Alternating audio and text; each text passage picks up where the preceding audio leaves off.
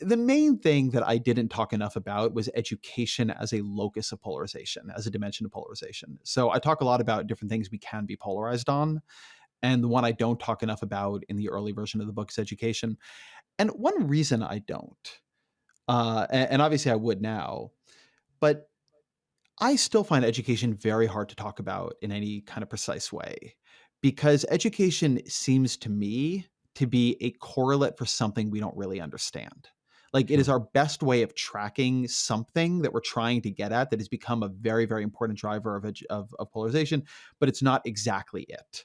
So this is one reason why all the polls didn't suddenly work between 2016 and 2020 after the pollsters adjusted for education because education was picking up something that is some miasma, but was not fully representing something that is a miasma of like low trust in institutions and a kind of cultural conservatism, like what Pippa Norris would call a cultural backlash. And the difference in politics right now is not what you learn when you attend Ohio State University. Right, and I think it's really important to remember when you think about college education, most people are not going to Ivy League colleges. They're not going to the top Yeah. 50 colleges in US News and World Report. They're going to, state colleges or colleges a lot of people haven't heard of, and they're getting a degree in marketing.